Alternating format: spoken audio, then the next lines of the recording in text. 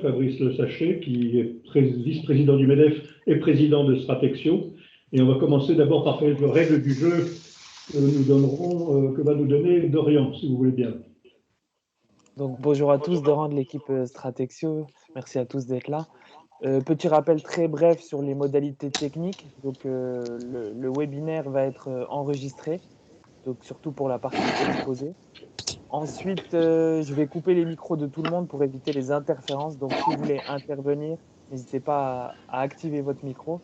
Et en ce qui concerne les questions et réactions des participants, n'hésitez pas à utiliser l'onglet Conversation. Donc, quand vous bougez la souris, vous pouvez poser des questions. Elles seront amenées à être lues pendant l'intervention. Donc, voilà, n'hésitez pas. Merci pour ces précisions.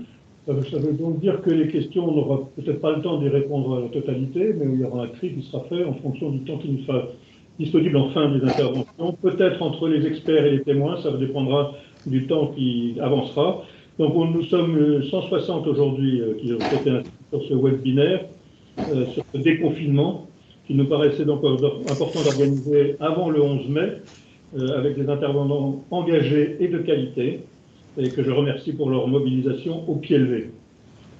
Et pourquoi la Chine? Tout simplement parce que la Chine est sortie en partie du déconfinement depuis un mois, avec ses hauts et ses bas, et son train de difficultés.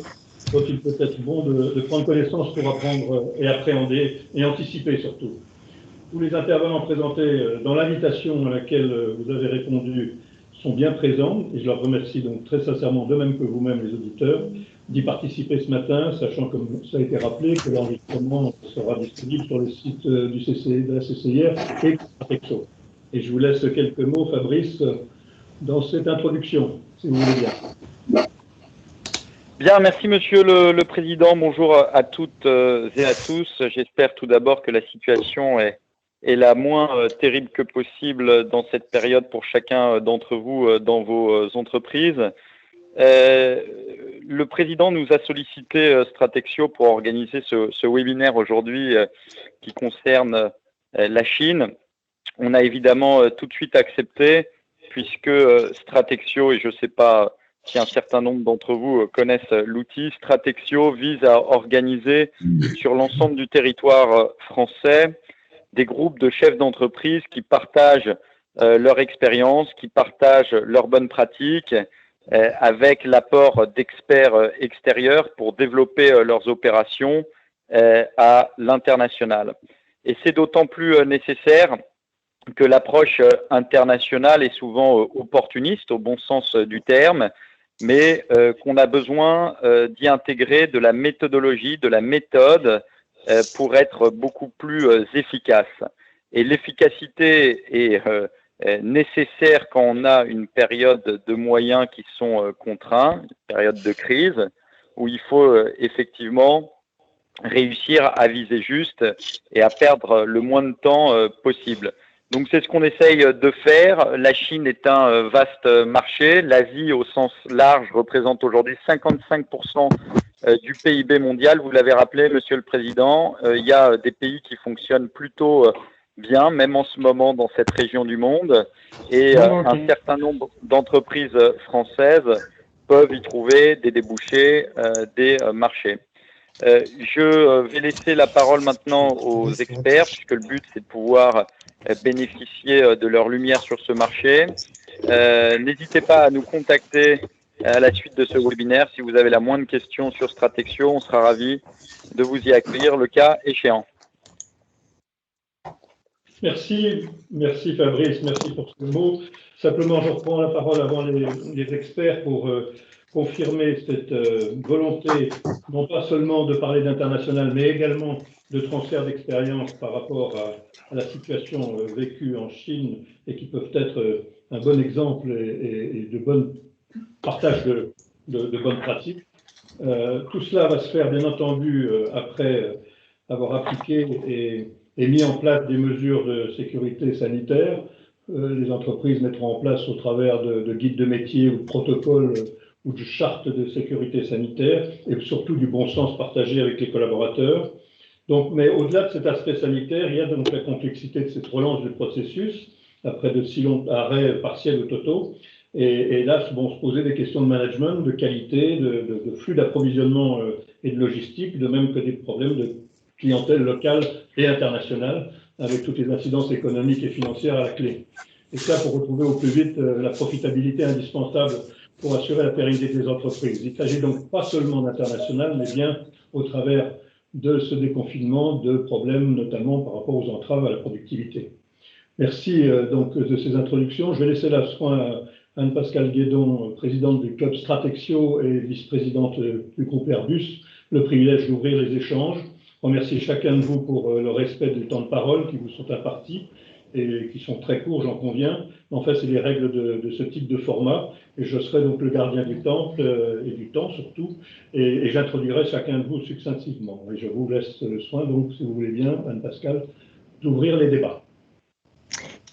Oui, bonjour à tous, Anne-Pascale Guédon, et en fait j'anime le club Stratexio Chine, hein. Fabrice c'est le président du club Stratexio et Stéphanie, donc le DVA, on est la déléguée générale.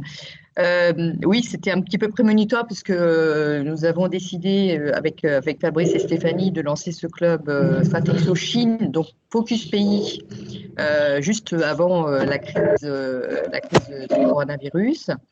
Donc, l'idée étant de faire bénéficier de mon expertise en Chine, puisque ça fait 30 ans que j'ai une expérience chez Airbus et également dans d'autres entreprises précédemment, notamment en banque d'affaires, au Crédit Agricole et chez Bouygues. Donc, mon expertise en fusion-acquisition, haut de bilan, transactions, négociations et en étant aussi au conseil d'administration des sociétés acquises. Donc, une grande expérience aussi de comportement et de gestion des sociétés en Chine. Voilà. Donc, nous avons dans un premier temps fédéré un ensemble d'experts Chine, sur la base déjà des 150 experts qui existent dans le globe Stratexio. Et nous avons donc une vingtaine d'experts aujourd'hui qui font partie de ce programme d'accompagnement que nous organisons pour les sociétés qui seront intéressées pour se développer en Chine. Et donc dans des domaines très diversifiés, tels que les aspects culturels et généralistes. On aura la chance d'avoir David Bavrez qui nous fera un exposé macro-culturel un petit peu plus tard donc sur la Chine, et notamment évidemment dans l'esprit du post-confinement. Le comportement interculturel, digital aussi, parce que c'est très important de bien comprendre comment les réseaux digitaux fonctionnent en Chine, c'est très différent. Alors, il y a un micro, il y a un bruit. Sur les aspects juridiques, gouvernance, commercial et marketing, et enfin financement. Donc on a vraiment des experts calibrés qui peuvent répondre en fait à toutes les questions que peuvent se poser les entreprises quand elles veulent s'implanter en Chine. Voilà. Nous avons également développé des programmations séminaires qui sont en replay, donc aussi bien pour le club Stratexio que pour le club Stratexio Chine. Et nous avons d'ailleurs un webinaire dédié à la santé, au secteur de la santé, le 27 mai. Donc toutes les entreprises qui sont ici présentes pourront bien évidemment se joindre à nous, parce qu'évidemment le secteur de la santé que nous avons pu éprouver dans le contexte du Covid permettre en fait de mieux comprendre comment éventuellement les entreprises françaises peuvent se développer dans le secteur de la santé. Nous avons mis à disposition une activité de soutien et mis à disposition les réseaux des experts, de nos experts Chine, pour faciliter les échanges entre les importateurs, les entreprises qui en avaient besoin en France ou les collectivités locales, et des fournisseurs fiables, donc sécuriser une filière d'approvisionnement. Nous avons fait ça durant cette période avec des experts du club Stratexio Chine pour importer des masques. Donc, nous avons apporté plusieurs millions de masques pour le Conseil régional des Hauts-de-France, Publicis, Airbus, dans ce cadre-là, et des entreprises agroalimentaires. Et donc, ça, c'est une force, en fait, qu'on a développée de façon extrêmement spontanée et volontaire pour aider ces entreprises françaises à importer dans les meilleures conditions possibles. Voilà. Il faut préciser aussi que la plupart des experts parlent couramment mandarin, donc ce qui est très, très important. Voilà. Et nous aurons une réunion de lancement donc pour le Club Stratexio Chine en septembre pour pouvoir lancer ce programme d'accompagnement. Voilà. Voilà, Président.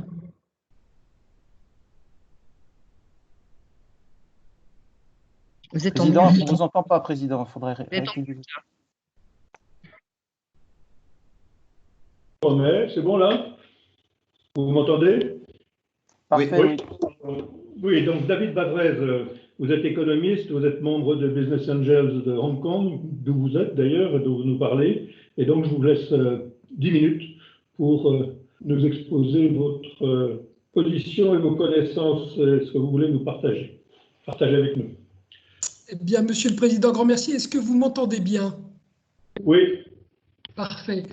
Ce que je voudrais vous dire aujourd'hui, c'est qu'en fait, avec l'expérience d'un déconfinement depuis pratiquement 6 à 8 semaines en Chine, la crise que vous affrontez est inédite, au sens que c'est une crise à la fois de l'offre et de la demande, et que sans doute dans le passé, vous avez affronté soit des crises d'offre, soit des crises de demande, mais là, vous avez les deux pour le prix d'un. Et le message clé, c'est que si vous êtes bien organisé, l'offre peut revenir de manière rapide. Par contre, ça c'est la bonne nouvelle. La mauvaise nouvelle, c'est que la demande est beaucoup plus lente à revenir qu'on ne l'espérait. Et que donc, troisième point, il faut prendre un certain nombre de mesures pour essayer de rassurer votre consommateur, votre client. Alors, très rapidement, l'offre. On a vu en Chine l'offre revenir à 70 à 90% en l'espace de 4 semaines. Et c'est essentiellement dû à ce petit animal que j'ai à côté de moi en permanence, qui est le masque. Vous allez avoir un inspecteur du travail ou une armée d'inspecteurs du travail qui vont envahir vos entreprises dans les jours à venir. Rappelez-leur juste que moi, je vis à Hong Kong, où il y a 7 millions d'habitants. Il y a la densité de population la plus élevée au monde. Un habitant sur 2 vit au-dessus du 16e étage, donc doit prendre un ascenseur à moins d'1 mètre avec tout un tas de gens. Et nous en sommes à 4 morts depuis le début de l'épidémie. C'est tout simplement qu'il ne faut pas rigoler avec les normes sanitaires, il ne faut pas rigoler avec le masque qui résout 95% des problèmes. Et si vous faites ça, vous verrez que votre entreprise, elle peut repartir rapidement. Mais le défi que vous avez, c'est un défi de communication interne auprès de vos employés pour, leur apprendre ces nouvelles normes sanitaires. Et c'est un effort quotidien que vous devez faire tous les jours jusqu'à ce que ça marche. Deuxièmement, vous devez avoir un message interne très rassurant sur le fait que votre entreprise va survivre, parce que vous avez pris un PGE, parce que vous avez du cash, parce que vous, etc. Et puis, troisième message qui est plus offensif, il faut dire que voilà, c'est une guerre et on est tous ensemble et on va la gagner.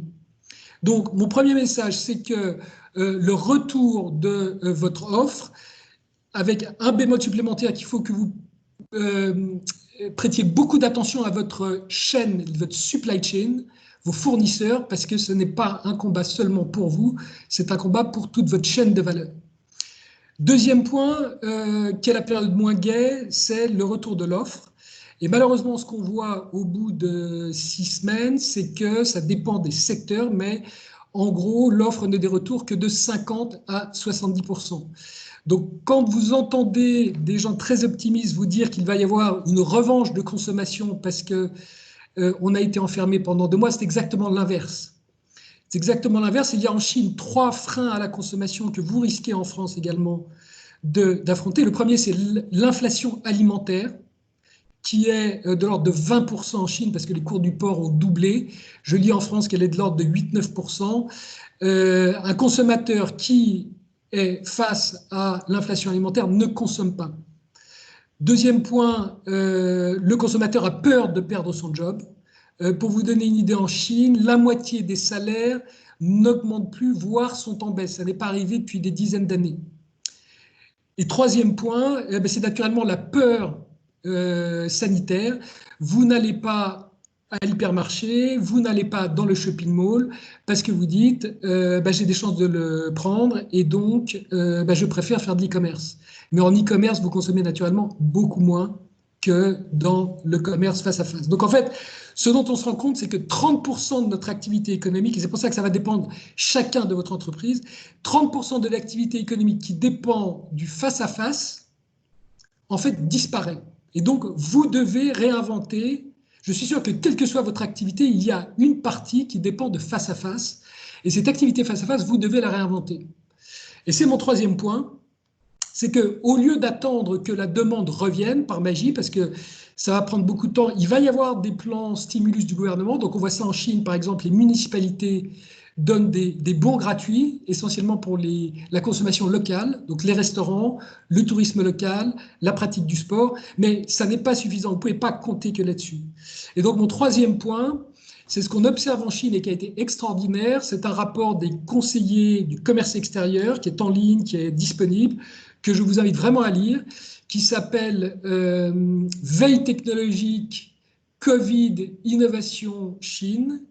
Et vous verrez une liste de 82 innovations technologiques des Chinois au cours des 2 derniers mois pour répondre justement aux préoccupations du consommateur, pour leur rassurer et lui redonner la confiance. Alors c'est autour de, je ne vais pas vous citer les 82, mais c'est autour de contrôle de température à distance, traçabilité, reconnaissance faciale, géolocalisation, service sans contact. Et en gros, ça va répondre à des questions très concrètes comme où est-ce qu'il y a un magasin qui a des masques ?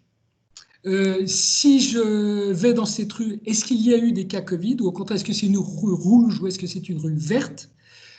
Ça va être je ne veux plus de billets de banque parce que je sais que le billet de banque est le premier vecteur potentiel de corona, donc je ne veux que des services de paiement sans contact, je veux des livraisons sans contact, etc.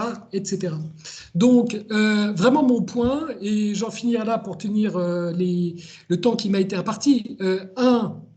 Vous pouvez parfaitement remonter très rapidement en production si vous respectez toutes ces consignes sanitaires et si vous expliquez à un inspecteur du travail. En Chine, l'inspecteur du travail il est là pour vous aider à reprendre la production, pas pour la freiner. Donc, montrez-lui le masque et dites-lui, avec ça, les Chinois sont repartis. 2, malheureusement, la demande ne va pas revenir par magie. Donc, 3, on agit pour essayer de recréer la confiance chez le consommateur. Et le meilleur moyen, c'est d'essayer de se greffer sur toutes ces applications digitales qui, je suis sûr, vont apparaître également en France et permettre de rassurer votre consommateur. Donc voilà, Monsieur le Président, ce que j'avais à vous dire.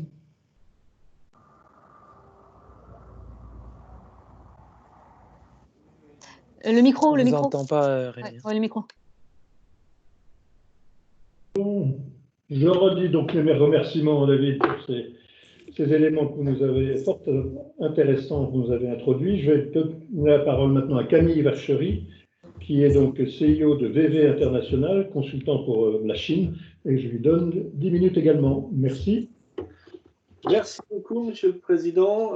Tout d'abord, je tiens à remercier Stéphanie et Anne-Pascal pour cette organisation. Je vais donc lancer la présentation et m'arranger pour tenir le délai. Donc, première chose, VVA International, donc nous on existe depuis 20 ans et depuis 20 ans notre métier c'est d'aider les sociétés françaises à sécuriser et pérenniser leur développement sur la Chine. Donc la présentation va se passer en 3 temps, un état des lieux sur la Chine et les mesures qui ont été mises sur le post-Covid.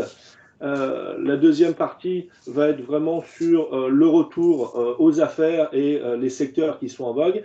Et le dernier point sur lequel j'insisterai un peu plus, c'est le point sur en fait, les projets qu'on a signés, qu'on développe, parce que je pense que ça intéresse les gens de savoir aujourd'hui ce qui avance, ce qui marche, et là où les gens ont envie de se lancer. Donc, état des lieux. Tout d'abord, la Chine est arrivée à contrôler, notamment contrôler cette deuxième vague. On a tous peur de cette deuxième vague. On parle de seulement 50 nouveaux cas par jour en Chine. Et c'est contrôlé parce qu'ils ont mis en place les moyens. Alors, on parlait tout à l'heure des masques et l'intervenant avait totalement raison. Les masques sont la clé. Et effectivement, ils ont massivement développé des entreprises, des usines pour fabriquer des masques, d'où d'ailleurs des problèmes de qualité qu'on peut avoir aujourd'hui, on en parlera tout à l'heure. Mais ils ont aussi mis en place des systèmes pour contrôler les personnes à l'aide d'une application Covid-19 qui donne en fait un QR code vert, orange ou rouge, et où que vous alliez, vous êtes obligé de scanner ce QR code pour savoir si vous êtes ou non à risque et si vous avez rencontré des personnes à risque. Donc ça, c'est un point qui est aussi très efficace. Derrière, vous avez des systèmes de contrôle de la température en permanence dans de très nombreux points, et où que vous alliez, on vous contrôle systématiquement la température. S'il y a un doute, vous êtes testé. S'il y a un test positif, vous et votre entourage, etc. Donc ça fonctionne très bien. Et on espère, et j'espère moi, qu'on aura ce même type de dispositif en France. Alors, au niveau des mesures anti-crise, on retrouve ce qu'on retrouve dans très nombreux pays, des incitations financières, baisse des loyers, paiement d'impôts différés. Alors, la baisse des loyers pour les entreprises, ça a été, comme en France, initié par le gouvernement auprès des entreprises nationales, et c'est recommandé pour les autres. Je dirais que l'avantage en Chine, c'est que les sociétés ont tendance à essayer de suivre les propositions du gouvernement, en tout cas de suivre la direction du gouvernement. Nous, on a pu, par exemple, négocier très fortement 3 mois de loyer, alors qu'on est une société de services. On a des mesures bancaires, des prêts alloués de façon beaucoup plus rapide, des taux d'intérêt plus bas, la simplification des procédures et un investissement, un support. Alors, il n'y a pas de chômage partiel en tant que tel, mais il y a beaucoup d'autres supports pour les sociétés. Alors, aussi bien des supports pratiques, comme des plateformes Internet, pour que les sociétés essayent de virtualiser leurs services, mais aussi d'autres supports, comme par exemple des assistances juridiques, des systèmes de tickets restaurants, etc. Donc, il y a quand même un investissement fort, et les entreprises chinoises qui cherchent de l'aide, qui cherchent des fonds, arrivent à en trouver. Ce qui permet d'ailleurs un retour sur le terrain des affaires. Alors, comme l'interlocuteur précédent disait très justement, on s'attendait à une explosion de la consommation, elle n'a pas eu lieu, en tout cas dans le offline, dans le retail. En revanche, bien évidemment, le e-commerce a bénéficié très fortement de cet effet Covid. On parle de 220% de croissance sur l'alimentaire, on va dire frais, plus 80% des ventes chez Watson Group en filiale e-commerce. De la même façon, on est passé de 19 milliards de renminbi sur des conférences en ligne en direct en 2018, et on imagine on est à quasiment 1000 milliards de renminbi, donc c'est une croissance énorme. On parlait aussi d'innovation. Les Chinois sont très intéressés par l'innovation, ils deviennent très innovants, mais ils sont aussi intéressés par les produits innovants occidentaux, notamment les dispositifs médicaux, on en parlera, et ils investissent et ils se développent très fortement toujours, il y a toujours cette volonté, mais c'est aussi le plan gouvernemental chinois qui reste le même, toujours la même direction, le plan 2025, avec la robotisation, l'investissement massif dans la 5G pour aider les entreprises à se virtualiser. Voilà. Alors, le dernier point sur cette affaire, c'est l'automobile, qui avait connu une période assez difficile avant Covid, et qui repart très fortement. Alors pourquoi? Parce que les gens n'ont pas envie de prendre le métro. Donc l'automobile repart très fortement, plus 18% en mars, et les ventes de Nissan en avril 2020 qui sont équivalentes à avril 2019, qui restait à peu près acceptable comme période. Voilà donc un peu pour quelques informations sur le redéploiement de la Chine.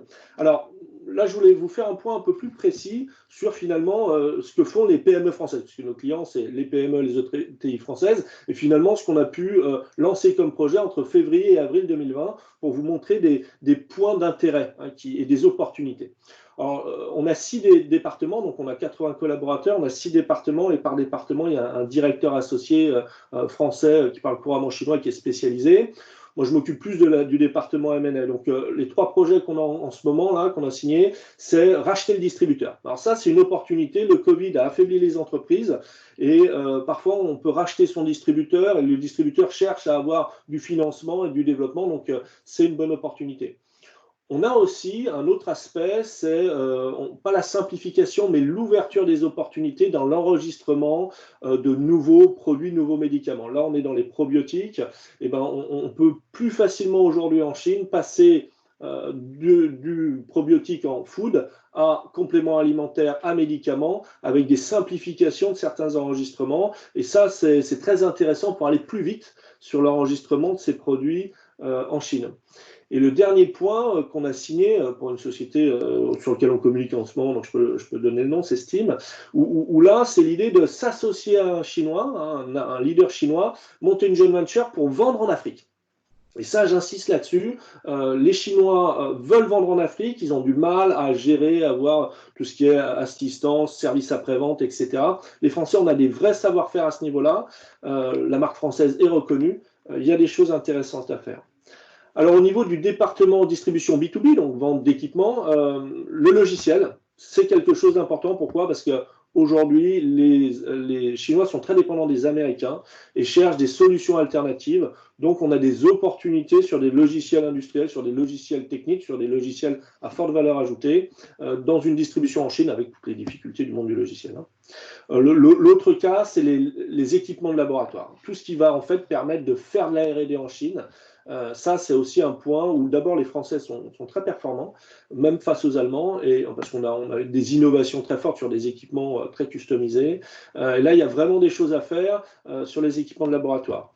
La distribution B2C, donc là, bien évidemment, on a communiqué aussi dessus, donc c'est Régilet pour le online et le offline. Donc là, pourquoi ça intéresse les Chinois? Parce qu'on est dans le premium, on est dans la qualité, on est dans la poudre de lait de très grande qualité avec un aspect gustatif, visuel très intéressant.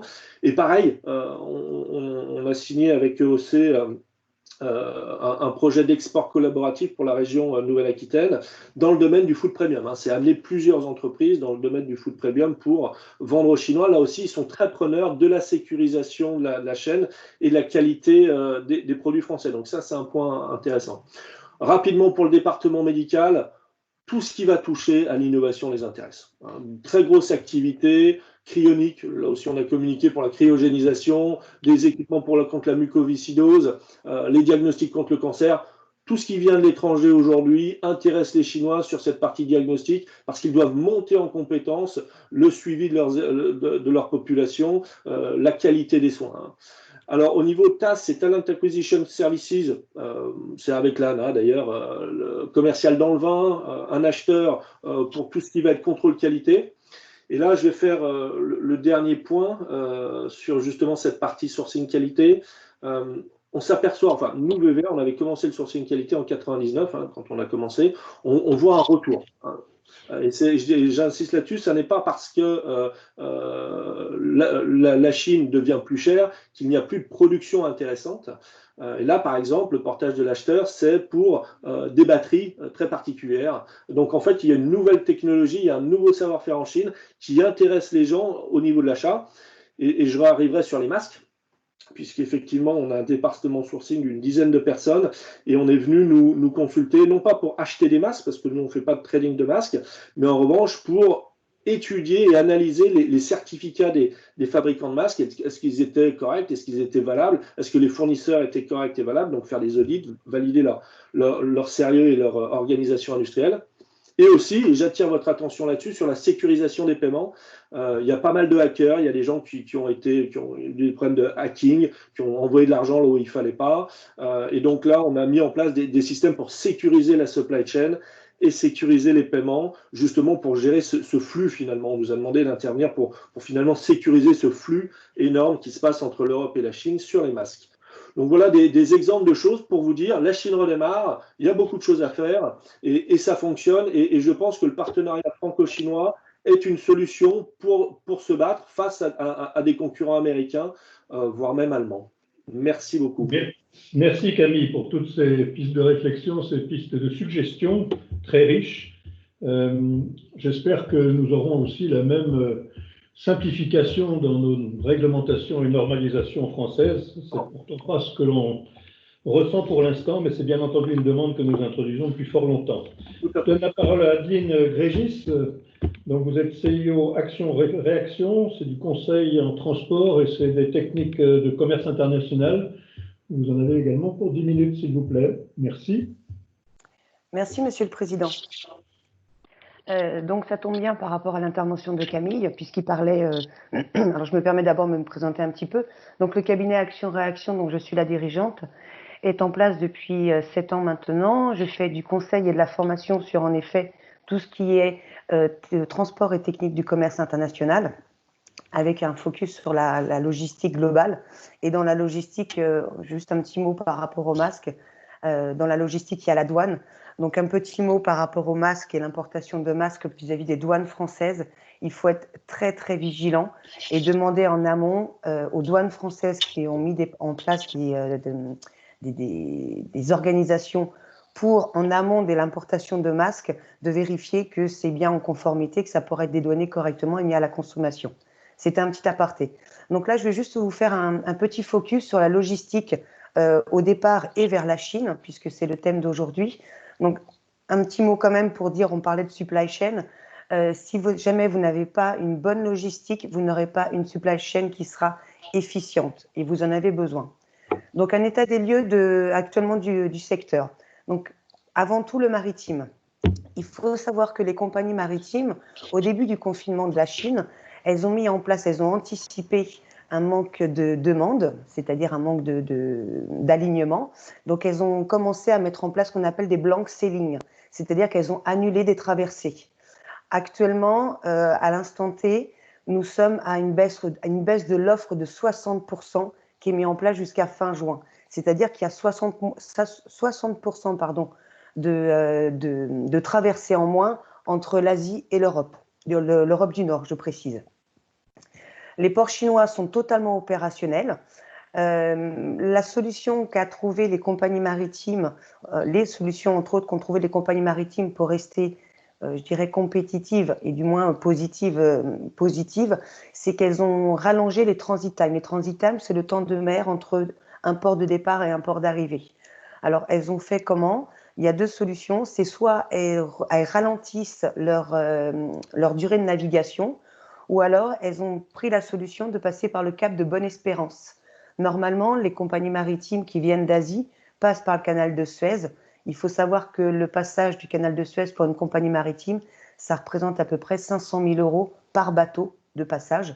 Donc, comme ça, il y avait un manque d'alignement, elles préfèrent prendre un peu plus de temps et passer par le cap de Bonne-Espérance et évidemment éviter de payer les 500 000 € de traversée du canal de Suez. Alors, étonnamment, les tarifications sont toujours stables. C'est-à-dire qu'on s'attendait à une hausse des tarifications sur mai. Ce n'est pas arrivé, ça n'a pas bougé en mars, ni avril, ni mai. Apparemment, toujours pas pour juin. Pour la simple et bonne raison, c'est que le cours du pétrole est bas.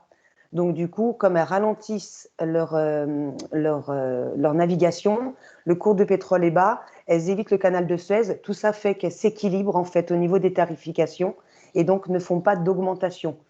Maintenant, ce qui est un petit peu inquiétant par rapport à tout ce qui a été dit en amont, c'est qu'en effet, la Chine est en train de reprendre. D'ici le mois de juillet, nous espérons tous que les pays nord-européens seront de nouveau très productifs. La Chine le sera également. Donc la demande va réaugmenter, mais les compagnies maritimes n'auront pas remis en place leur traversée.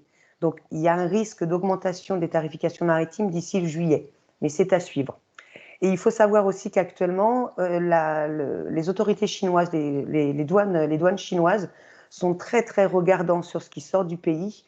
Et on a actuellement un délai d'autorisation de chargement au départ de Chine qui est rallongé pour arriver à peu près à 10 à 14 jours avant d'avoir l'autorisation d'embarquer. Au niveau de l'aérien, ça reste toujours identique. C'est-à-dire qu'au début du confinement, 50% de la capacité cargo a été supprimée. Pourquoi? Tout simplement parce que les voyageurs ne pouvaient plus voyager et que la majeure partie du fret aérien est chargée dans des avions passagers. Donc, il n'y avait plus d'avions passagers. On ne pouvait charger que sur des avions tout cargo. Donc, du coup, il y a une baisse énorme de la capacité. Il y a actuellement encore maintenant des envolées de tarification au niveau aérien qui est juste impressionnante. Juste pour vous donner une petite idée, au mois de janvier, au départ de Shenzhen, on était sur une moyenne de 2,50 $ du kilo. Au jour d'aujourd'hui, on est à près de 14 $ du kilo. Donc, c'est un petit peu pour vous donner une idée. Et de la même façon, à l'export, les tarifications ont également explosé puisque il y a peu de capacité. Donc, du coup, ça devient très compliqué. On suppose avoir une amélioration de cette capacité d'ici un petit mois. Mais bon, c'est également à suivre. La solution qui pourrait être intéressante actuellement pour aller ou venir de Chine, ce serait le rail route, c'est-à-dire la route de la soie, le train qui part de Chine et qui vient sur l'Europe. L'offre est stable, les prix sont stables. Par contre, il y a des gros risques de blocage douanier à chaque frontière, puisque les frontières se sont fermées et que le train, en venant de Chine sur l'Europe, traverse beaucoup de frontières. Il y a des risques de blocage douanier sur chaque partie de frontière. Voilà, c'était un petit peu le focus que je voulais vous faire par rapport à la logistique chinoise, pour le fait que relancer votre activité, c'est bien, mais qu'il faut suivre au niveau de la logistique pour pouvoir acheminer correctement vos marchandises. Merci Adeline, merci pour les intervenants jusqu'à maintenant de nous avoir bien planté le décor, et plus que planté le décor. On va en venir maintenant, compte tenu de l'avancement de l'horaire, directement aux 5 témoins. Et on va commencer par Jérôme Richard, qui pour French Wines, mais qui est également très impliqué dans le numérique, puisqu'il préside en Bourgogne-Franche-Comté le syndicat informatique, syndicat professionnel Syntec. À toi, Jérôme, pour 5 minutes, s'il te plaît.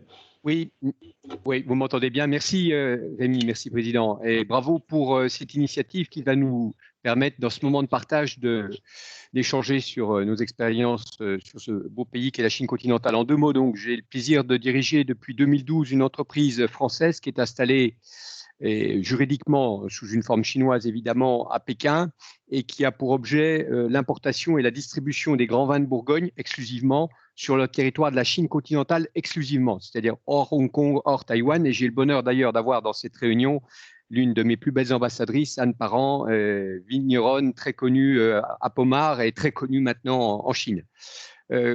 Notre clientèle est constituée principalement de trois cibles. 1, les clients amateurs finaux. 2, les restaurants étoilés, évidemment vu le positionnement de nos produits. Et 3, les clubs qui se substituent un peu aux cavistes traditionnels français. Cette crise, nous l'avons vécue d'une manière brutale, puisque à la veille du Nouvel An chinois, le 24 janvier 2020, tout s'est arrêté. Pendant 40 jours, nous avons fait 0 de chiffre d'affaires, et pour autant, conformément à ce qui a été dit précédemment, donc je ne reviendrai pas sur ce qui a été dit, mais les frais fixes globalement sont quand même restés à peu près au même niveau que préalablement, puisque entre autres le gouvernement chinois nous interdisait de procéder à des licenciements. Donc nous avons pendant 40 jours vécu une période un peu compliquée. Pour autant, depuis la mi-mars, donc nous avons effectivement enregistré une reprise. Alors une reprise importante chez nos clients finaux, puisqu'on fait en fait du B2C direct, en particulier à travers un canal électronique qui s'appelle WeChat, le produit de Tencent, qui nous permet d'être en contact direct avec nos consommateurs, nos amateurs. Et c'est un canal qui fonctionne bien pour la vente de nos produits, de nos grands vins de Bourgogne.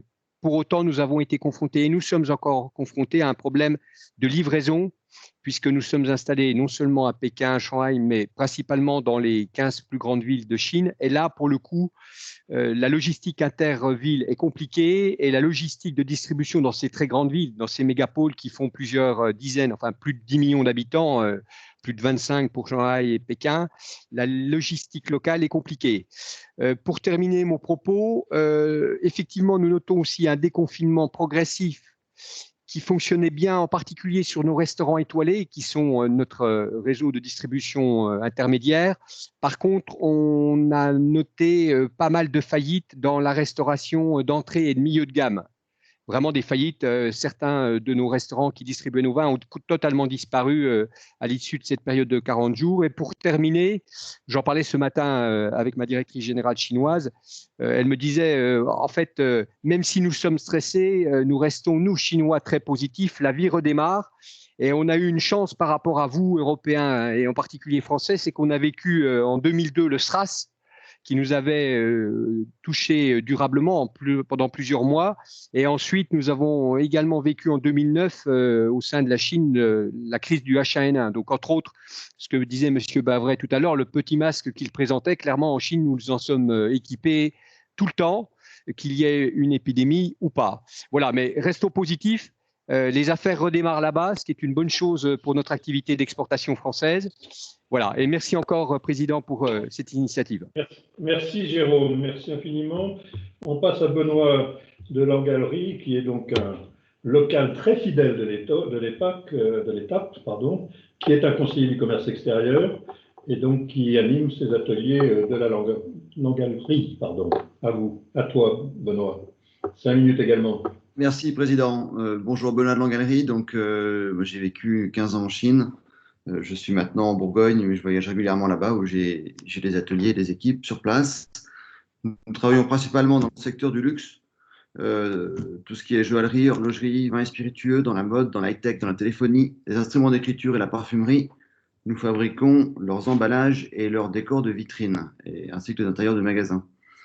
Donc, ce qui est intéressant de voir aujourd'hui, c'est que, bizarrement, nous avons, une forte demande de certaines maisons de luxe pour relancer leurs vitrines et être prêts justement au redémarrage en Asie et dans le reste du monde. Donc aujourd'hui, nous avons un pic de production en termes de décor de vitrine, de façon à ce que les flagship stores des grandes maisons joaillières comme Cartier, Rolex ou autres soient au mieux et en place pour Noël et les autres activités de l'année. Ce qui est important de noter, c'est que la production en Chine est donc toujours d'actualité pour ces grandes maisons pour ce qui est des produits qui ne sont pas dans la main des clients, qui sont des produits de décoration et non pas des produits type bijoux ou produits finaux qui, eux, sont produits en général en Europe. On conserve la production chinoise à cause du savoir-faire multimatériaux et aujourd'hui qui est assez, on va dire, en avance par rapport à ce qu'on peut faire aujourd'hui en Europe. Au niveau des protections qui sont mises en place en Asie, on a clairement une habitude, comme tout le monde le sait, maintenant des masques. Et c'est vrai que les équipes sont protégées depuis le début de la crise. Aujourd'hui, on compte 84 000 cas en Chine. On a 79 000 rétablis. Il y a 4 643 morts et actuellement 488 cas encore répertoriés. Ce sont les chiffres que j'ai eus ce matin de mes équipes. La Chine communique officiellement que la plupart des nouveaux cas sont des cas d'entrée à vérifier. Donc des gens qui rentrent, 50% des provinces sont maintenant avec 0 cas. La plupart des villes, y compris Wuhan, sont libres de voyager si vous avez ce qu'on appelle un QR code vert. Pas besoin d'être mis en quarantaine. À partir du moment où vous avez sur votre smartphone un QR code vert. Les étrangers doivent être mis en quarantaine pendant 14 jours, par contre, lorsqu'ils arrivent en Chine. C'est toujours actuel. Donc, si je veux me rendre en Chine pour voir mes équipes ou suivre mes productions, malheureusement, je suis obligé de passer 14 jours en quarantaine. Les écoles commencent à reprendre lentement à partir de mai. Il faut savoir qu'elles sont arrêtées depuis janvier. Donc, quand on voit que les écoles reprennent en France actuellement, c'est vrai que en Chine, ils ont attendu beaucoup plus longtemps. Le point sur le déconfinement et la reprise des affaires en Chine, toutes les usines et restaurants et centres commerciaux sont déjà ouverts, mais les gens doivent vérifier la température avant de rentrer et les masques sont toujours obligatoires, comme le disait Camille. En raison de la situation en Europe et aux États-Unis, l'activité de certaines usines souffre beaucoup. Nous, je pense que dans le secteur du luxe, on vit les choses peut-être un petit peu différemment, mais en général, les usines souffrent. De nombreuses usines travaillent moins d'heures en raison de l'annulation et du retard des commandes. Donc, ils réduisent plutôt le nombre d'heures, ils réduisent le temps de travail. Ensuite, alors j'avais noté un point sur le transport. Je pense qu'on a eu un point intéressant juste avant. Ce que mes collaborateurs m'ont monté, c'est au niveau du transport domestique. Donc les compagnies aériennes, les trains et les bus sont déjà revenus à la normale en Chine, en local. Très peu de compagnies aériennes internationales sont disponibles car de nombreux pays ont fermé leurs frontières. Ça, c'est un problème pour l'exportation. L'exportation des marchandises non épidémiques est autorisée tant que le pays de destination sont en mesure d'importer les marchandises. La Chine continue néanmoins de mettre de nombreuses restrictions sur l'exportation de matériaux anti-épidémiques. Voilà. Le plan de relance du gouvernement chinois, les charges du gouvernement ont été annulées en février, mars, avril et juin, en ce qui nous concerne, cela se traduit par une réduction des coûts de 15 à 20% sur nos entités Chine, ce qui est quand même important et ce qui nous a beaucoup aidé. La prévention et l'importance de cas de l'étranger est la priorité absolue du travail actuel de prévention et de contrôle des épidémies et le renforcement de la gestion centralisée de l'isolement du personnel étranger. C'est-à-dire que le gouvernement contrôle vraiment les personnes rentrantes en Chine. Pour eux, c'est vraiment le point important. Et puis, il y a la mise en œuvre des 6 must. Donc, ce sont 6 points très importants en Chine qui sont ancrés dans la tête des gens. Donc, c'est le contrôle de carte d'identité qui sont vérifiés en permanence, les passeports, les codes de santé personnels sur les smartphones, donc ce que je disais au départ, les points verts. Les 14 jours d'isolement sont toujours, en centre d'observation, sont toujours en place en cas où ils trouvent des personnes avec la maladie. La médecine chinoise antivirale est mise en avant, faut le savoir. Et les tests d'acide nucléique doivent être effectués. Donc, les tests sont effectués en permanence chez eux. Voilà le point que j'ai. Parfait, Benoît. Merci pour ce témoignage. On en vient au témoignage de groupes industriels. On a donc Damien Personeni, vice-président en charge du développement international de chez Delfingen et qui est accompagné de Xia Xu depuis Wuhan, qui elle est responsable des sites en Chine. Et donc il s'agit d'un très bel équipementier automobile familial qui est leader dans la protection des réseaux électriques et des fluides embarqués, dont le siège est dans Nord-Franche-Comté à Anteuil, et avec pas moins de 26 usines dans le monde. Vous êtes pour 10 minutes, si vous voulez bien, le tandem. Vous êtes là? Oui, je sais. Est-ce que vous m'entendez? Oui, merci à vous. Oui, bonjour Monsieur le Président, bonjour à mes amis et collègues CCE, bonjour à tous et à toutes. Je vais essayer de tenir dans le timing imparti et surtout laisser ma collègue témoigner. Donc, effectivement, quelques mots. Delfingen, équipementier automobile mondial, 3e génération, en Chine depuis 2010, avec une activité, vous l'imaginez bien, fortement ralentie à fin janvier avec le nouvel an chinois. Les chiffres d'affaires en mars, nous étions à moins 20% par rapport à la même période l'année dernière, et nous sommes en avril à moins 2%. Donc, on retrouve un petit peu ce qui a été dit tout à l'heure, avec des disparités assez fortes suivant les clients que l'on adresse, qu'ils soient des premium allemands, qu'ils soient des Français ou des Japonais ou des Américains ou des Sino-Chinois, une certaine disparité dans notre reprise avec tous ces gens-là. Alors, on entend parler de reprise en V de moins en moins.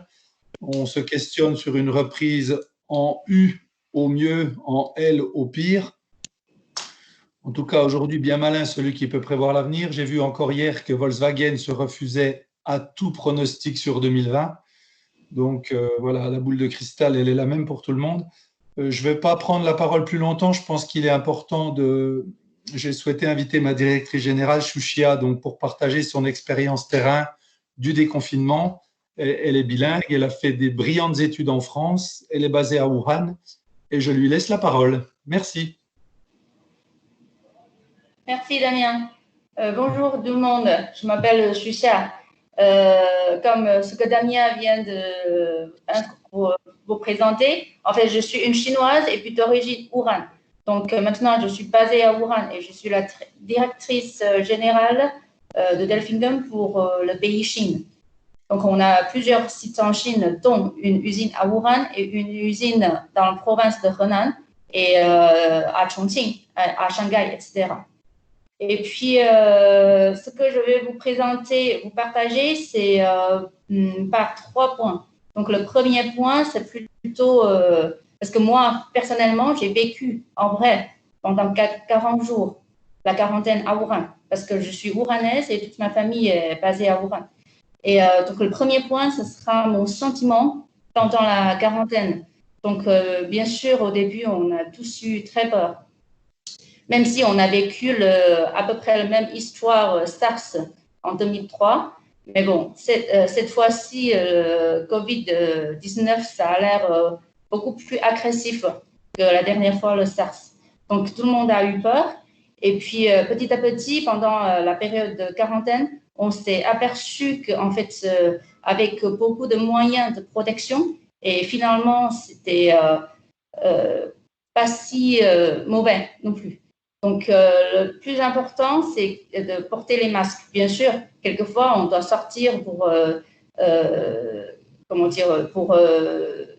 prendre notre colis, par exemple, ou la nourriture, les légumes, et il faudra bien laver les mains après rentrer à la maison, porter les masques et nettoyer avec de l'alcool tous les marchandises.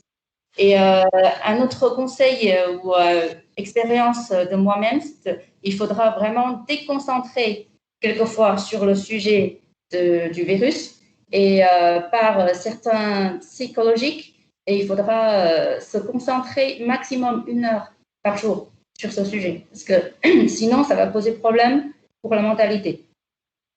Et puis, pendant si longtemps de quarantaine, on a profité aussi pour faire des e-learning.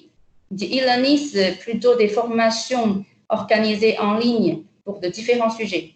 Et en Chine, nous avons beaucoup d'opportunités pour avoir des formations gratuites.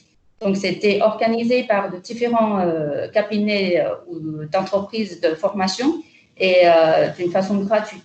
Et aussi, ça, c'est aussi un moyen, un bon moyen pour déconcentrer sur le sujet. Et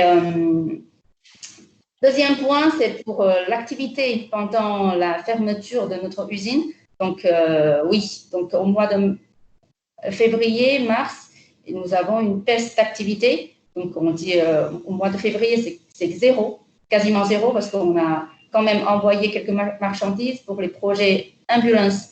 Mais pour la plupart du business, c'était arrêté parce que tous nos clients, ils étaient aussi en arrêt.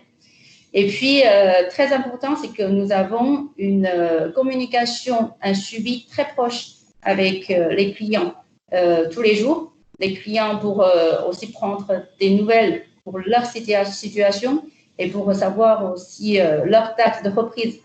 Parce que les clients, ils sont situés dans différentes villes en Chine. Parce qu'en Chine, toutes les villes n'ont pas repris vraiment en même temps. Et puis, un autre point fort de chez Delfingen, c'est que nous avons multi-sites en Chine et aussi international. Et nous avons déjà 3-4 sites en Chine et puis une trentaine de sites dans le monde. Donc, ça a beaucoup aidé. Par exemple, Wuhan, quand Wuhan était encore fermé à cause de la situation du virus, et nous avons d'autres sites en Chine qui peuvent fabriquer pour nous supporter à livrer correctement à nos clients. Et puis, nous avons réussi aussi à verser le salaire nécessaire grâce aux aides gouvernementales. Donc, troisième point, c'est sur la reprise. Donc, la reprise, bien sûr, n'était pas réalisée tout d'un coup. Donc, nous avons aussi fait la reprise par étapes. Au début, nous avons eu que 8 personnes qui sont revenues. C'est le tout début. Et parce qu'à un côté, il n'y avait pas non plus un grand volume tout de suite. Et puis, d'un autre côté, il fallait encore faire attention pour éviter le risque de contamination. Et maintenant, on a dit qu'on a commencé officiellement la reprise au 12 mars. Et puis, depuis début avril, on dirait que notre activité est déjà revenue presque au normal. Et comme nous sommes installés en Chine pour se concentrer sur le marché automobile en Chine. Donc, comme vous le savez, plus de 90% des entreprises dans le secteur automobile, ils ont déjà repris. Donc, pour nous, ce n'était pas beaucoup impacté.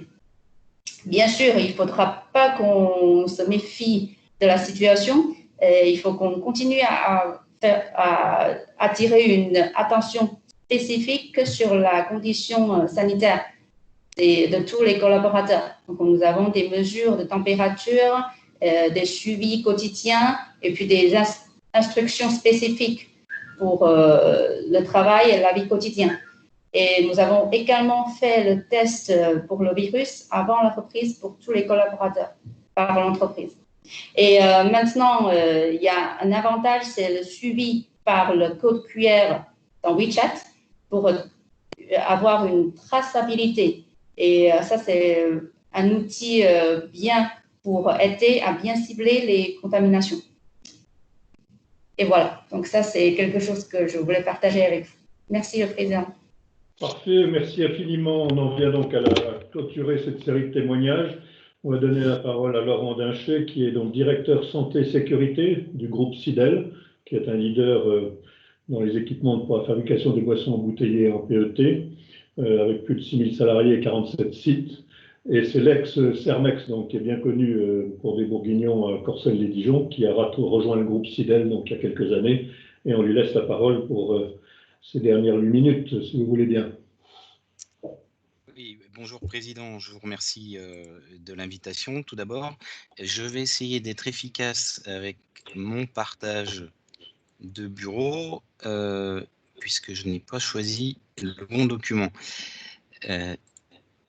Ce n'est pas celui-ci. Trop de documents ouverts. Je recommence, je vous prie. Tac, tac, tac.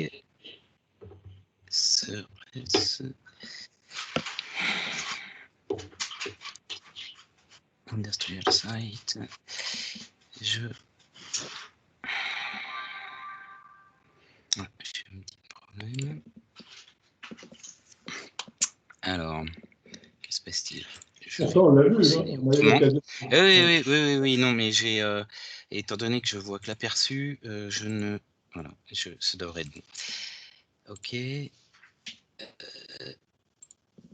Nous y arrivons. Voilà, désolé pour ce petit contretemps. Vous voyez bien mon écran? Oui. Merci. Ok, parfait. Donc, il passe en mode projection. Donc, comme l'a dit le Président, je suis en charge de la gestion santé, sécurité et environnement de l'ensemble du groupe SIDEL. Groupe SIDEL, donc, qui intervient dans toutes les régions du monde.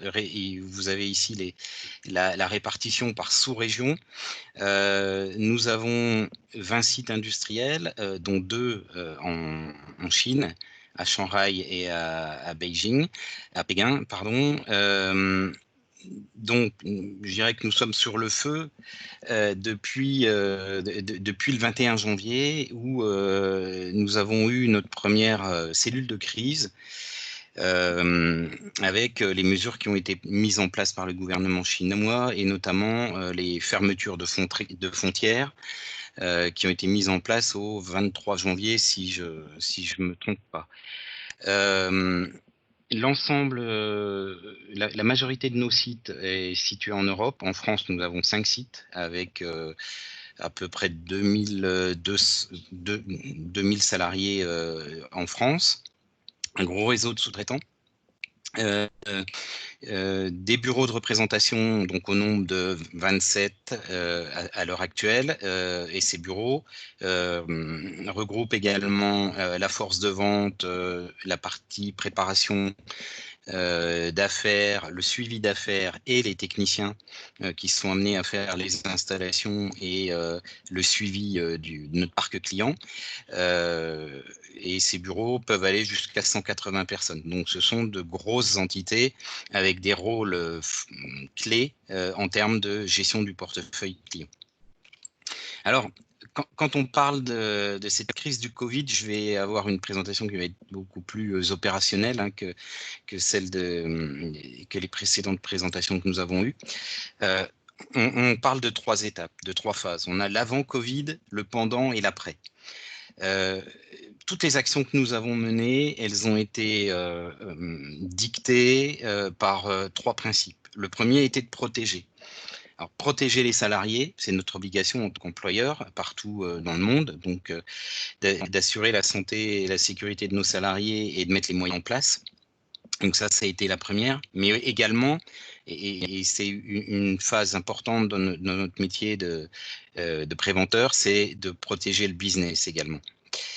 Protéger le business en activant rapidement des cellules de gestion de crise, en faisant rapidement référence à des plans de continuité d'activité et en anticipant au maximum sur les scénarios que l'on avait pu évaluer dans les plans d'activité que l'on suit annuellement. Et comme l'a dit un des intervenants, la chance qu'on a eue, c'est de traverser et de monitorer au niveau mondial certaines crises par le passé, avec le SRAS, avec H1N1, et d'avoir cette culture de la gestion du risque et de l'anticipation. Ce qui a fait que dès le mois de janvier, nous avons mis en place des cellules de crise locales en Chine, puis régionales, la Chine faisant partie de la région dans l'organisation CIDEL, Asie, Océanie et Afrique.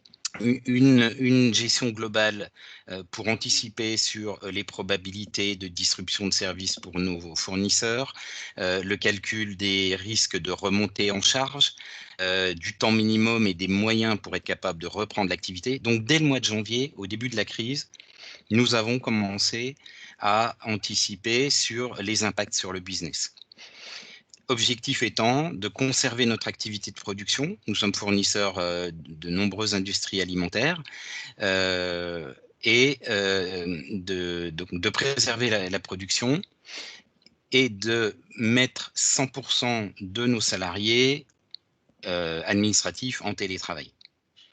Ce que nous avons réussi, puisque on a réussi à travailler avec, en ayant fermé tous les bureaux, les 27 bureaux non industriels, et avec une moyenne de 7% d'effectifs administratifs sur les sites, et un taux de fonctionnement des sites industriels entre 82 et 100%, puisqu'on a tout de même protégé les personnes dites vulnérables ou suivant différents critères. Donc, protéger le business, protéger les salariés, anticiper sur les impacts et préparer la reprise d'activité dès le début de la crise, et avoir un programme de communication fort, structuré, clair, pour définir des guidelines, des lignes directrices, les partager au niveau de l'ensemble du groupe. Donc ça, c'est la façon avec laquelle nous avons géré l'avant et le pendant. Et quand on parle d'avant, donc nos collègues chinois ont été les premiers, je vais dire les précurseurs. Nous nous sommes beaucoup inspirés de leur expérience et des pratiques mises en place pour les mutualiser, les standardiser à travers le groupe et être capable de les implémenter au fur et à mesure de la propagation du virus, puisqu'aujourd'hui, les mesures sont implémentées également en Amérique, où on est au début du parcours, malheureusement. Alors rapidement, on a travaillé sur l'après, et l'après, l'objectif est vraiment que nous soyons capables de profiter des retours d'expérience, de tirer des enseignements sur tous les aménagements, les innovations, les stratégies qui ont été mises en place pour continuer de faire du business en ayant 90% de notre population administrative à domicile, de tirer des expériences et de commencer à réfléchir à définir un nouveau modèle d'entreprise et un nouveau modèle d'organisation. D'un côté pragmatique et opérationnel, la reprise a été anticipée pour l'ensemble des sites selon différents critères, les lignes directrices du groupe, qui sont une reprise progressive, des seuils de 3 semaines pour s'assurer que la montée en puissance dans les sites avec le retour des salariés administratifs ne génère pas d'effets négatifs et que tout est sous contrôle. Donc on va redémarrer avec 25, en ayant une première phase de montée en puissance à 25% de salariés administratifs sur les sites. On va conserver ça pendant 3 semaines, et tant que les réglementations locales, puisqu'on a ce paramètre des différentes réglementations locales en Italie, où on a de gros sites, on sait qu'on a une visibilité jusqu'à fin juillet sur l'autorisation du télétravail. En France, pour l'instant, on a eu une prolongation un accord de principe sur 3 semaines. Mais notre objectif est de monter donc d'ici 3 semaines à 50% d'effectifs sur nos sites et de rester sur un maximum de travailleurs administratifs sur les sites à 50%, et les 50 autres pourcents seront des travailleurs en télétravail que l'on fera travailler en rotation afin de conserver un lien avec l'entreprise, afin de conserver un lien social et un attachement à l'entreprise. Donc, objectif, 50% de télétravail avec un système de rotation pour recréer du lien et que tous les salariés rentrent dans cette nouvelle entreprise que pour certains, ils fréquentent depuis 40 ans. Donc, voilà pour les mesures de reprise. Maintenant, quelles sont les innovations qu'on veut mettre en place? On réfléchit à pérenniser donc le télétravail pour les années à venir. On a fait beaucoup d'actions pour supporter nos clients en systématisant des opérations de virtualisation et d'accès à distance pour la maintenance des équipements, pour l'assistance au dépannage, etc., y compris la réception de machines à distance avant livraison chez nos clients. Donc ces projets qui étaient embryonnaires pour certains ont été boostés par la crise, et nous allons essayer de les pérenniser pour changer notre modèle de travail. Et un effet qui est très positif, et c'est une niche, mais je tiens à en parler, c'est l'effet positif qu'a eu cette crise sur les équipes HSE également, dont le travail a été mis en lumière par tout ce travail d'anticipation sur la préparation des plans de continuité d'activité, etc., et sur lesquels, si vous n'en avez pas, je vous incite vraiment à en avoir, car ça a permis d'avoir de la réactivité et d'être, on va dire, circonstancié par rapport aux décisions qu'il y avait à prendre dans des délais très courts, et d'être capable de faire preuve d'agilité, étant donné qu'on a eu de nombreux changements et de nombreuses évolutions au jour le jour. Voilà, c'est les messages principaux que je souhaitais passer. Si vous avez des questions, j'y répondrai, parce qu'évidemment, en quelques minutes, j'ai omis beaucoup de sujets volontairement, mais c'est une expérience intéressante que j'aurai plaisir à partager. Merci infiniment pour tous d'entre vous qui vous avez parfaitement tenu le timing. On compte avoir quinzaine de minutes pour des questions. Est-ce que Stéphanie, vous avez pu recueillir des demandes des uns et des autres à ce stade, s'il vous plaît? Alors oui, j'ai quelques questions. Alors, je voulais remettre cet écran quand même, si c'est possible. Ah, mais non, je ne peux plus. Pardon, hop. Ça ne va pas du tout. Alors une question peut-être... peut-être pour Adeline Gréguis, puisqu'elle concerne la logistique en partie ou les stocks. Une production qui redémarre et ne trouve pas encore tous ses débouchés sur les marchés confinés, va-t-elle entraîner des stocks importants? Quid de la saturation de nos hubs de stockage, et surtout, ce qui est le plus préoccupant, du dumping à terme que cela pourrait engendrer? Alors Adeline ou un des témoins entreprises, hein, d'ailleurs, hein, je pense que vous êtes aussi peut-être concernés. En ce qui me concerne, c'est un peu vague comme question. Il est clair que de toute façon, s'il y a des stocks en Chine ou en France, il va falloir les écouler au plus tôt. Après, ça va dépendre des besoins des clients. Je ne sais pas si c'est dans le sens import ou export, donc ce n'est pas évident.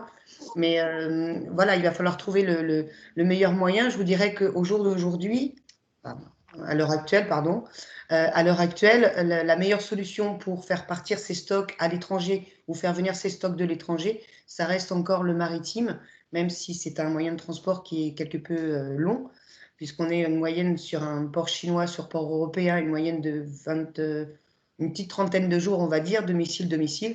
Mais je dirais que c'est la meilleure solution. peux pas. Il me manque des infos sur la question. Bon. Merci. Je ne sais pas si quelqu'un d'autre veut intervenir sur le sujet.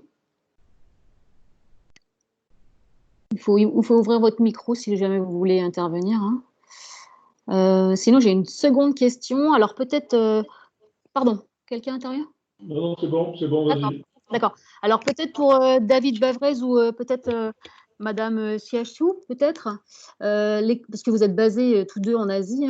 Les consommateurs, vous semble-t-il, avoir repris le chemin des restaurants et de la distribution sur Hong Kong et en Chine, car il y a évidemment une incidence importante pour nos vins et nos produits alimentaires.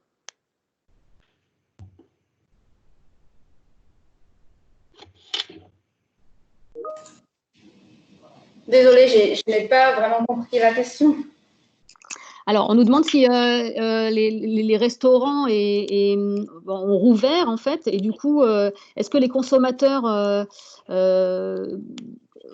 reconsomment à nouveau, et du coup, ça peut avoir une incidence pour les importations de vin et des produits alimentaires ici en France. Ah, ok, d'accord. Donc, ce que je vois maintenant en Chine, c'est que je pense que Wuhan, c'est le tout début pour la réouverture de tous les restaurants. Mais pour les autres villes, surtout les grandes villes, je pense que les restaurants, ils sont déjà ouverts depuis quelques temps. Et puis, par contre, je pense que c'est aussi par, en fait, un des intervenants tout à l'heure qui a expliqué, c'est que les consommations sur place maintenant au restaurant va sûrement pas être au niveau exactement la même chose qu'avant la crise. Même s'ils sont tous ouverts, mais je pense que le volume, ce sera quand même réduit par rapport à avant. D'accord. Alors, j'ai une question pour Monsieur Dincher. Alors, par contre, la question est un peu pas très claire, mais la question, c'est outils de maintenance, réception, machine-outils maison ou de commerce? Oui, non, oui, j'étais en train de répondre par écrit. Merci pour la question. Alors en fait, je vais faire une réponse de Normand, un peu des deux.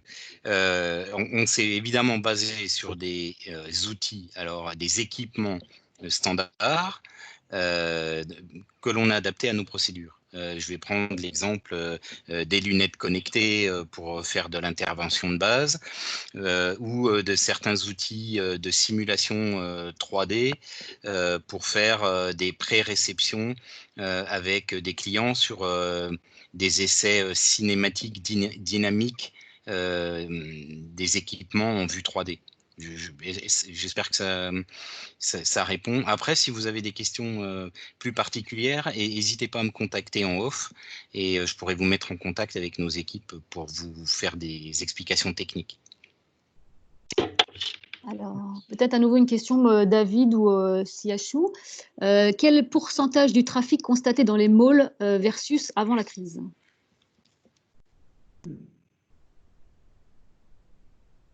Donc dans la consommation. Si vous voulez, il faut peut-être ouvrir le micro si vous voulez intervenir. Moi, je n'ai pas de chiffres disponibles. Moi, peut-être une fourchette, peut-être est-ce qu'il y a vraiment beaucoup moins de monde ou est-ce que c'est... Alors, ouais, ce que j'ai constaté, oui, pendant on dit le Golden Week pour le Labor Day en Chine, parce que nous avons 5 jours de congé, et puis le gouvernement, ils ont émis beaucoup d'efforts pour faciliter et encourager la reprise de l'économie. Donc, nous avons, chacun a droit de récupérer tous les jeudis des coupons sur Internet. Donc, ça a vraiment motivé la population à sortir, faire du shopping. Par exemple, si un coupon, ça veut dire si on achète plus de 240 yuan des marchandises, et on aura une réduction de 80. Donc, ça fait un tiers. Et c'est très intéressant. Donc, ce que je vois maintenant, c'est, oui, c'est un pic. Quand je suis allée au shopping mall pendant cette semaine qui vient de passer, et j'ai vu beaucoup de monde. Mais après, parce que la politique de ce coupon va durer, je crois, jusqu'à juin pour l'instant, c'était prévu. Donc, pour l'instant, c'est difficile de prévoir est-ce que ça va durer ou pas. Ou c'est juste le début parce que les gens, ils ont beaucoup de besoins pour acheter des choses. C'est pour ça qu'on voit beaucoup de monde. Et petit à petit, est-ce que ça va baisser? Ça, personnellement, je pense que c'est difficile de prévoir. Alors, pour information, nous, le département B2C a monté un indicateur, en fait 3 indicateurs avec différents clients qui sont dans le retail, pour justement leur demander, quel est le taux de fréquentation actuel de vos points de vente par rapport à l'année dernière à la même époque. Le deuxième, c'est quel est le taux de consommation, le panier moyen. Et le troisième, c'est la même question que la première, mais sur l'Internet. Et en fait, ce qu'on a vu, donc on a 4 clients qui sont là-dedans, dans le lit, dans le food, dans le cosmétique et dans le parfum. Et on a quand même une tendance où, donc par semaine, on l'a fait au cours des 4 dernières semaines, pas cette semaine-là, mais les 4 précédentes, on était à peu près à 70, 80, 90 au niveau de la fréquentation. En revanche, c'est le panier moyen qui était beaucoup plus bas, puisqu'on était à 60 de mémoire, je le cite de mémoire, enfin je le revérifie, mais on était à 60, 70, donc on était beaucoup plus faible sur le panier moyen, donc les gens se déplacent mais achètent moins, et Internet qui prenait le pas, mais de façon différente en fonction des secteurs, on peut l'imaginer, vendre des lits sur Internet, c'est pas pareil que vendre de la cosmétique, donc là c'était beaucoup plus disparate. Voilà un peu ce que je peux vous donner de mémoire. Merci. Merci. Peut-être une toute dernière question à l'attention des témoins, des entreprises présentes aujourd'hui. Avez-vous prévu, du coup, dans la refonte de votre stratégie, de revoir la supply chain de vos entreprises? Cette crise a mis en évidence évidemment des faiblesses, les approvisionnements, les fournisseurs, les moyens de stockage. Je vais simplement témoigner sur la philosophie chez Delfingen Équipementier Automobile. Notre philosophie depuis 30 ans a toujours été j'achète localement, je produis localement et je vends localement.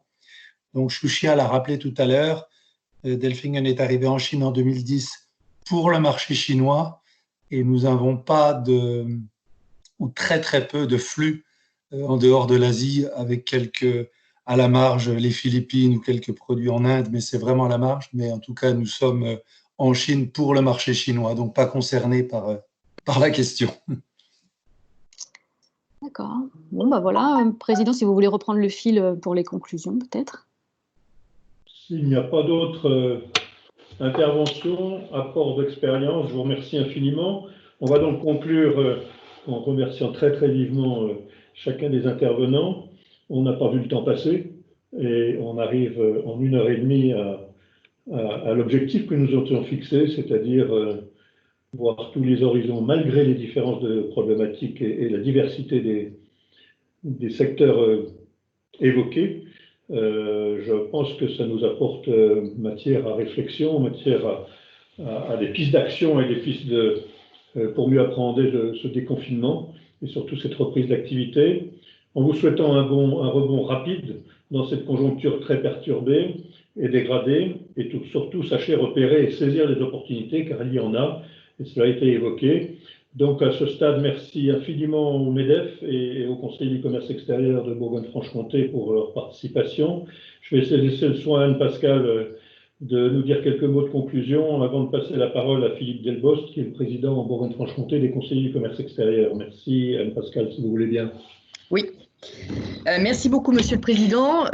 Écoutez, tous ces témoignages en fait sont très positifs et optimistes, puisqu'on voit qu'il y a une réelle reprise économique en Chine qui est basée sur une politique de déconfinement extrêmement efficace.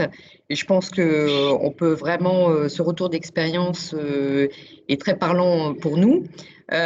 Pour le club Stratexio Chine, nous avions 2 experts parmi nos 20 experts, donc Camille Berchery et David Bavrez, qui vous ont donc illustré ce que le club Stratexio Chine peut vous apporter donc dans ce programme d'accompagnement d'expansion en Chine. Je vous rappelle donc notre webinaire santé le 27 mai autour de spécialistes du sujet pour vous expliquer comment, à travers en fait les actions de soutien que nous avons menées, notamment sur les importations de masques, la facilitation des importations de masques que le réseau des experts du Club Stratexio Chine a mis en place, quels sont les retours d'expérience et comment on peut identifier les secteurs et surtout comme M. Schindler de Sidel le disait, comment anticiper tous les changements qui sont imprévisibles, mais qui sont inhérents aujourd'hui à la politique chinoise. Voilà. Donc, et nous avons cette réunion de lancement en septembre, et nous vous inviterons de lancement en septembre du Club Stratexio Chine pour les entreprises qui auront décidé de bénéficier de cette politique d'accompagnement que nous proposons avec le Club Stratexio. Voilà. Merci.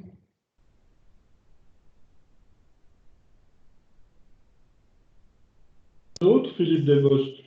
Oui. Oui, je te laisse quelques mots. Oui, merci. Bonjour à tous. Mon intervention va être relativement brève. Donc, je remercie d'abord le président Laurent et puis Pierre-Olivier pour l'invitation faite au CCE de participer à ce webinaire. Je remercie bien évidemment mes collègues CCEF pour leur participation active. Merci à Damien, à Benoît et puis à tous les collègues qui sont online.